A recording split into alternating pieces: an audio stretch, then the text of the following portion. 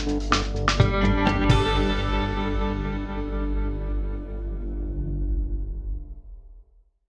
I am Ronan Chris Murphy, and I make records for a living. Mostly produce, mix, and master albums for a lot of interesting artists from all around the world. I've been lucky enough to work with a lot of amazing artists. A lot of people around the world know me in the world of progressive rock because I've got to work with some of the best of the best.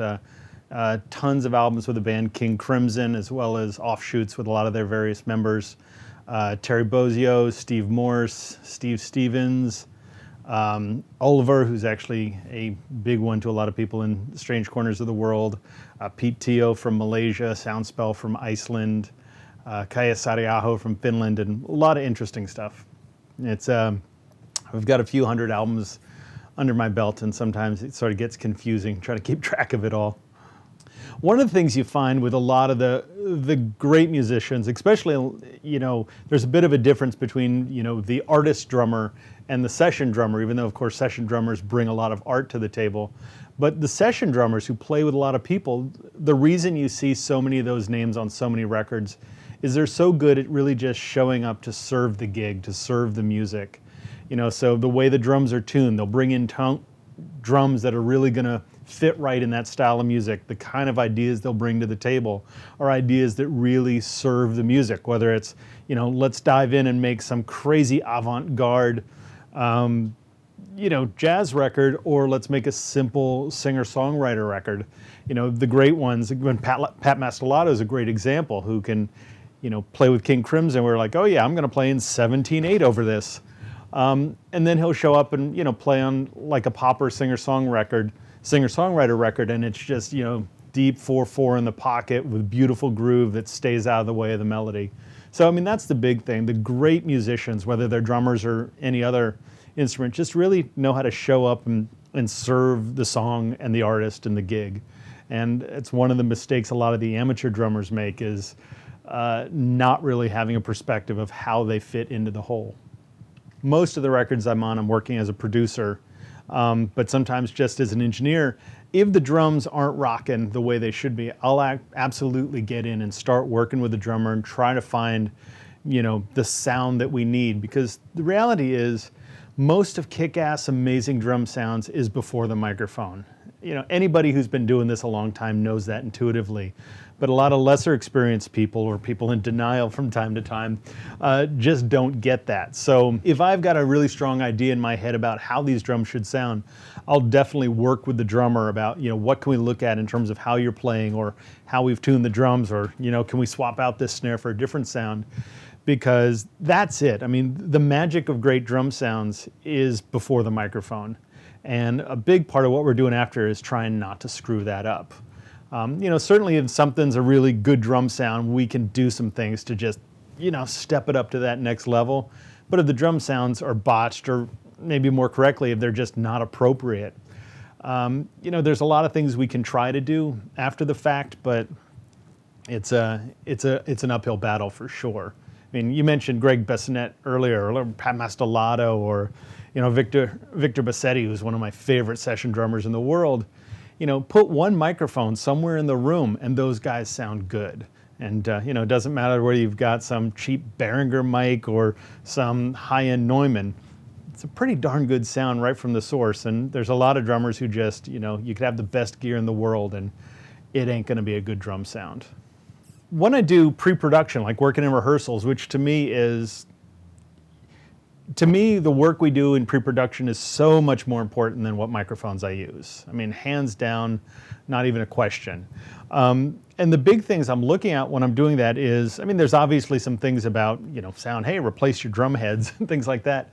But mostly is trying to get the drummers to understand the parts that they're going to play and how they are going to work into the context of the whole mix. Because a lot of lesser experienced musicians, and not just drummers, we're beating up on them here because we're on a drum video, but a lot of people tend to just look at their parts in isolation and not really thinking about how is this going to work? How is my snare part going to fit with the vocal melody? People think, well, maybe they're separate. No, they're absolutely ingrained. So a big part of that is getting people to understand it. And a huge thing I run into a lot is, okay, we'll beat up on drummers here, spend so much time, working on different grooves and feels, and they'll kind of have this idea, we're like, oh yeah, when we hit the chorus, I'm going to do this interesting sort of swing thing on the ride. Well, that's all good and well, but nobody else in the band is swinging the eights. And so all of a sudden you have this, swinging the eights on the ride, and everybody else is dug, dug, dug, dug, dug, dug, dug, and then wondering, man, why doesn't this stuff blend?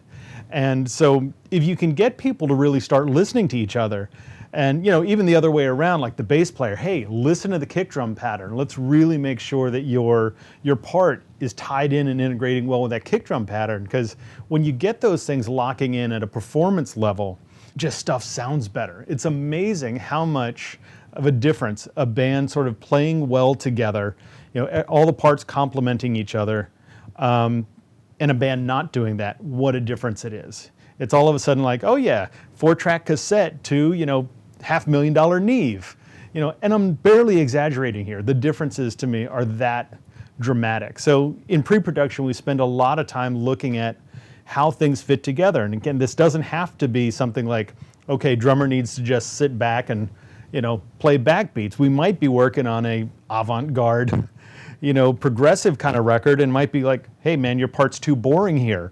The guitars are laying back. Let's really do something to step the drums up. Let's bring them to the forefront here. And this section here, where there's that guitar solo and violin solo, let's have you step back. And so that there's, that the parts are always working together. And that's a huge thing that a lot of people don't naturally feel intuitively. And well, one thing is, anybody who's seen me do one of my lectures around the world on drum recording is, I like to really talk about the record we're trying to make, the sounds we're trying to make with the whole band and the drummer. So we have time to sort of acclimate that. Because as I said earlier, so much of that drum sound comes before the microphones. And one of the huge mistakes that a lot of people make, and drummers often can be the worst about this, is they'll have an idea of the sound they want their drums to have in the final mix, which is completely disconnected with the sound they want to have in the room. And so a big part of what I'll do is, kind of have the discussion, what's the kind of record we're trying to make? And really look at saying, okay, let's look at maybe treating your drums differently, tuning them differently. And I like to have the drummer have time to, acclimate, because, you tune a snare differently, it's, a good player is going to respond a little differently to that. So you want to have time to get used to that. And also, if we end up duking it out, I always like to give, the drummer a couple weeks to hate me a little less before we start putting up mics. And, one of the things that's, again, something that you have to wrestle with a lot, and this is with many kinds of musicians, but since the drum is so core to so many styles of music, is looking for that kind of sound that you're going for and dialing it in. Snares are a big one, but toms and all of that, because somebody, one of the things that guys that make records for other people have to wrestle with is that situation where, the drummer, tuned his tom so they go boom, boom, boom. And then you're mixing, he's like, dude, why don't my toms sound like cannons? I'm like, what are you talking? I want him to go goo-goo, goo-goo, goo-goo. It's like, well, it's not really the right time to address this. And somebody say, oh man, I want a really kind of poppy, punchy snare sound. And then they'll dial in the snare so it goes dong, dong. And then they'll get to mix time and wonder, man, why don't my drums sound like Carter Beauford? That guy who tunes his drums to go ga, ga, ga. And it's the other way around too, is if you want that kind of thing where you want the drums to be really washy and garagey sounding, don't tune your drums like Carter Beauford where they're tight and articulate. If you want them to sound like Metallica's Saint Anger album, don't tune them tight and punchy. So a big part of that is to really understand, how do I want these drums to live in the mix? And you also need to take that one step further and how do I want these drums to live and complement the other things in the band? And you really have to go in and do it. Like if you have a reference for a record you love, like, oh, I would love my drums to sound like this. Well, then maybe really look at going, well, how can we get this to happen in the room? Because if you can't push up 3 to 4 microphones and have something pretty close to the drum sound you're going for, you got to take a couple steps back and fix it there. But one of the things I think is that I recommend to people if you're going to get into trying to make records professionally is to really study records you love almost academically. Because there's a feeling of like, oh man, that, when I hear Neil Peart or Carter Beauford or Elvin Jones, there's a feeling that those great artists bring. And a lot of times the feeling that they bring isn't exactly what's there on the track. So if you have those ideas like, oh man, I would love my drums to feel like this Sting record or, this Black Sabbath record, really sit down and listen, go, okay, what's going on? How much resonance actually is there on that snare drum? Wow, is that kick drum actually ticky and bright, or is it dark and muffled? And really sit down and listen. Oh, what exactly is going on there? And try and find ways that you go, okay, if that's what you're going for, well, how do I make my drums sound like that? Because that's going to get you way further than just throwing something in randomly or throwing something in that's completely polar to what you want, and then trying to get your engineer to fix that. Because those of us who have been doing this a long time, we've got a pretty big bag of tricks for taking something from point A and bringing it to point B. But it always ends up really you get it to B, B minus.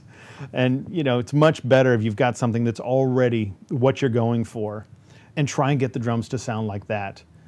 And the other thing about that I strongly recommend too is when any musician, but again, we can harp on drummers a little bit because it's what the drummer does sonically defines the record more than almost any other element in a mix. So big thing about that is when you're listening for, oh man, I would love my drums to sound like this. Try and really make sure that, man, I love the way that album sounds. Because a lot of times, guitar players do it too, vocalists do it too. A drummer will have this idea of like, oh man, yes, that's the drum sound I want. And it might be really kind of killer in its own right, but maybe bears no relationship whatsoever to, again, to the gig, to the record you're trying to make. So it might be this kind of crazy, resonant, big, open drum sound. You're like, that's the drum sound I want. It's like, yes, but you're in a metal band with two detuned, distorted guitar players. That's never going to translate. So it's really about looking and finding things that really make sense to records you love. And when you're thinking about, oh man, I would love this kind of sound, try and think in terms of albums rather than in isolation about just my bass sound or just my drum sound or just my guitar sound.